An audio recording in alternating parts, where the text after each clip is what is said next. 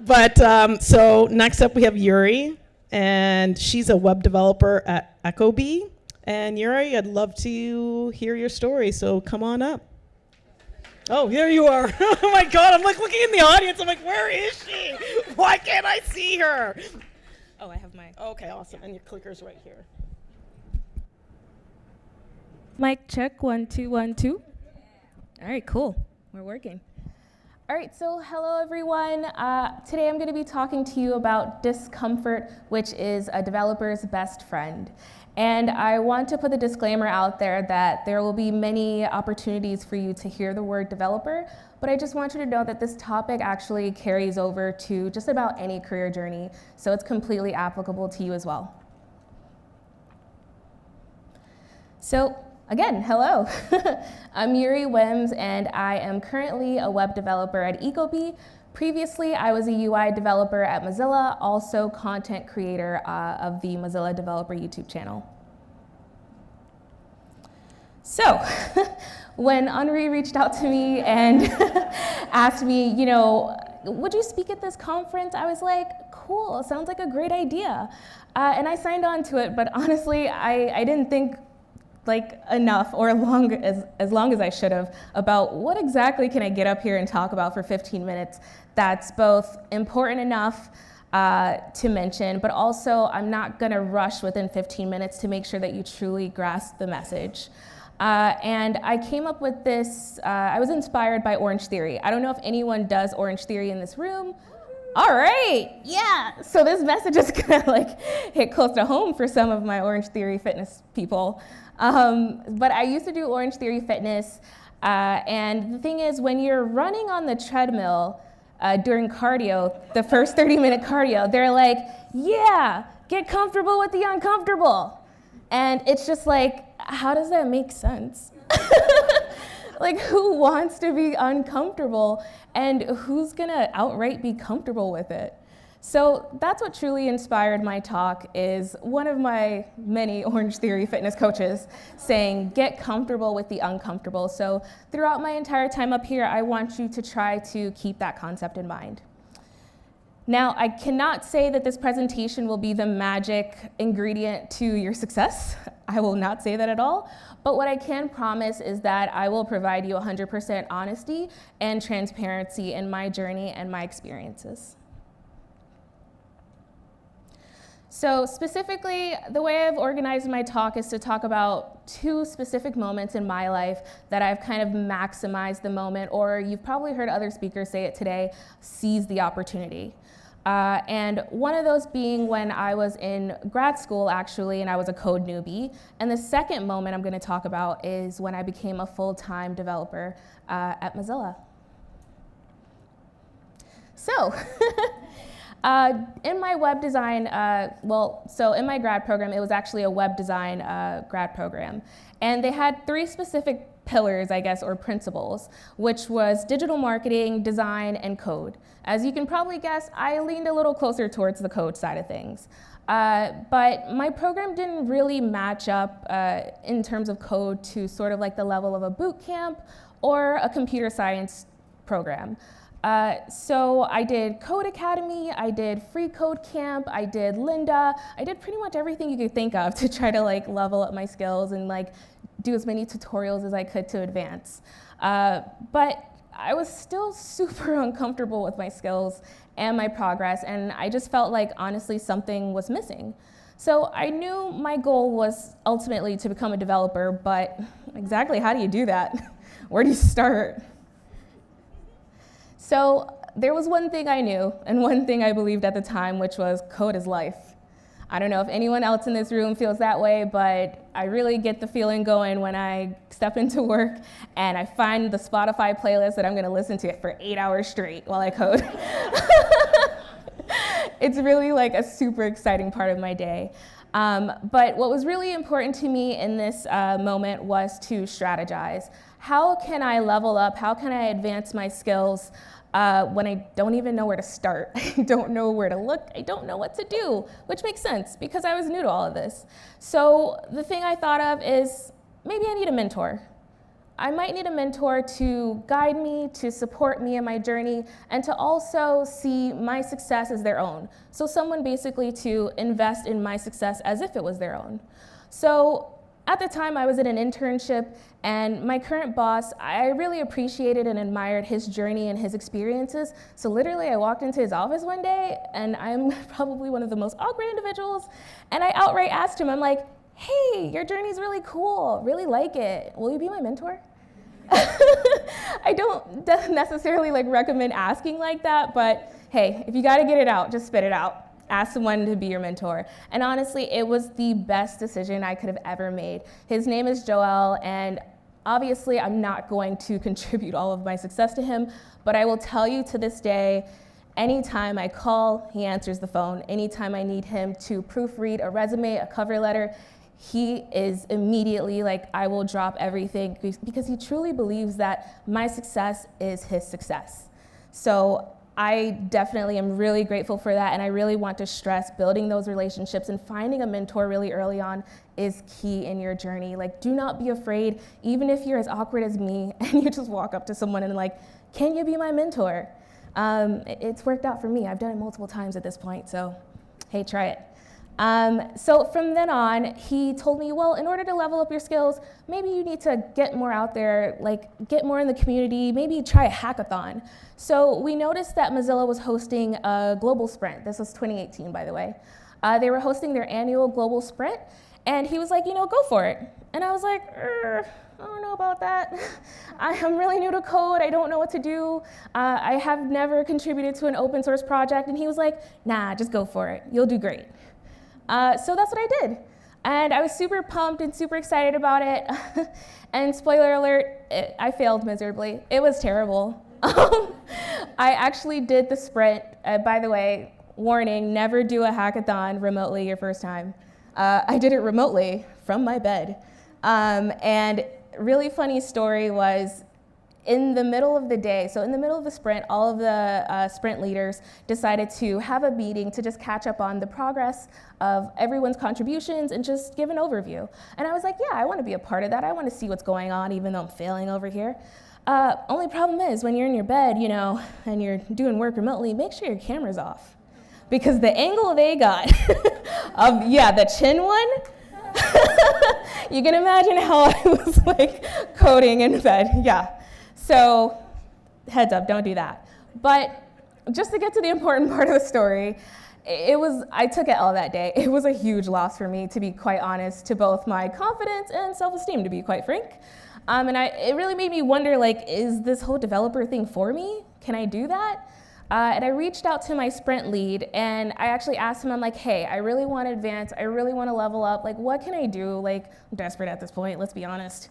And he actually advised me to reach out to someone at Mozilla, and he referred me to her. And her and I, we talked quite frequently via email until one day we were like, hey, why don't we just schedule a Google Hangout call and just talk this out? Let's make some actionable steps and items to actually get you in the direction where you want to go. We ended up ending that call with her saying, hey, if you ever see any job on Mozilla's posting, let me know. I'd be happy to refer you. And I was like, what? Really? Awesome. Except in the days after that, I saw nothing I was qualified for. Absolutely nothing. In the weeks after that, I kept checking, nothing, absolutely nothing. So I forgot about it. And then a few months later, as I was ending my grad program, I actually checked back one last time, and finally, something I was qualified for. Immediately got my resume, cover letter together. Of course, Joelle stepped into action like Superman. I'm Wonder Woman here, my application's ready. And I email her, and I'm like, hey, I got this position. Here are my docs. Can you still refer me? Are you still open to that? And to my surprise, my code newbie brain was surprised that she was like, absolutely.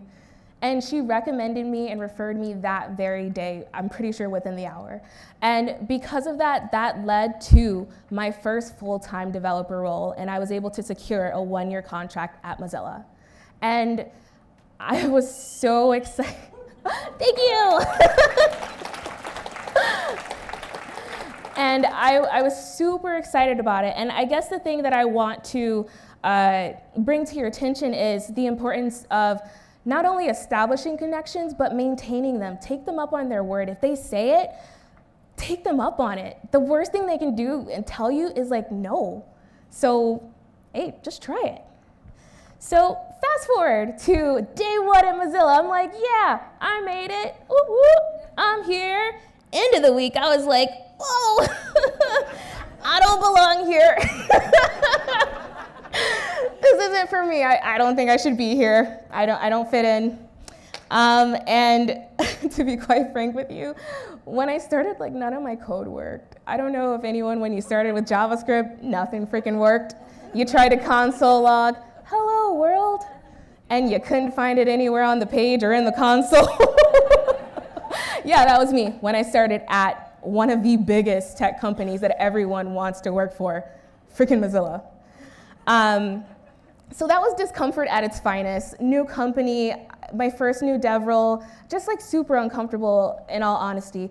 But yet again, I found myself in a very uncomfortable moment. So back to beginnings, strategize. How can I turn this loss into a win? How can I maximize this moment? Rule number one, work smarter, not harder.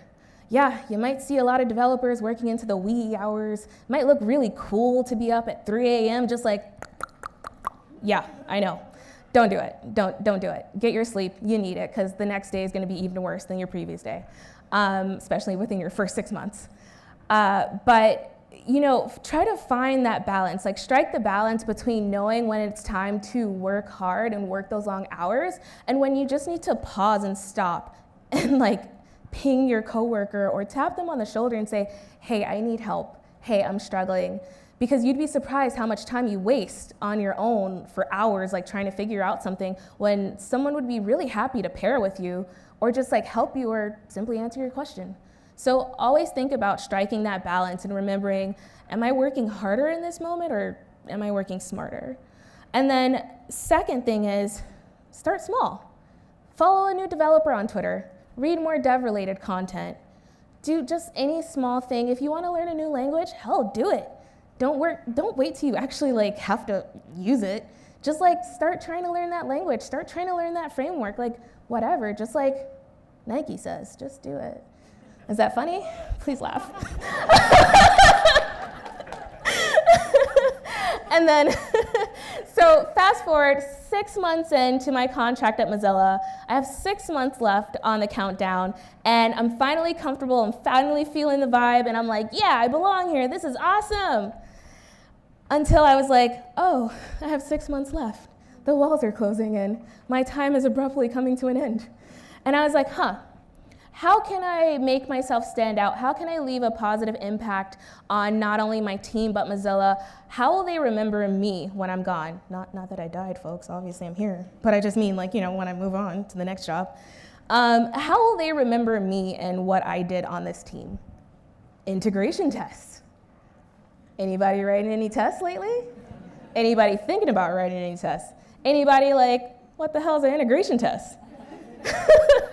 So I'm really passionate about accessibility, and I saw an opportunity, an opening on my team to start writing some more in-depth integration tests that included quite a few accessibility checks that our platforms were missing. And so I bugged my boss. I was like, let me do it. I can take it on. And he just kind of like, I think I wore him down, I'll be honest. Because he realized, he's like, she's almost out the door. And he was like, yeah, sure, go for it, just do it. And I was like, awesome, except I knew nothing about integration tests. So I just fought so hard for something that I didn't even know where to start. So again, going back to research, going back to the docs, going back to testing different tools, just learning, just enjoying that journey. And yeah, you're uncomfortable, but all the ones who came before us, they did it. There's like absolutely no reason why you can't as well. In addition, be prepared for the unexpected. There are opportunities out there available to you that you don't even know yet are there or available to you. I know, but that doesn't make sense. Well, let me explain. I don't know if anyone's seen that Kevin Hart special when he's like, wait, let me explain. But That's what I just thought of. So I was on Twitter randomly one day, and Jen Simmons, I don't know if anyone knows Jen Simmons, she is content creator on the Mozilla Developer channel. She's actually leading it, and she also has her own super awesome, kick-ass dev channel. Oh, I'm so sorry, my sweet. Sorry. Okay, cool. She also has her own awesome channel called Layout Land on YouTube as well. Definitely check it out. And she was just saying like how she's looking for a new content creator for the Mozilla Developer YouTube channel. And I was looking at that and I was like, that's not really fitting for me. I wouldn't do well in that.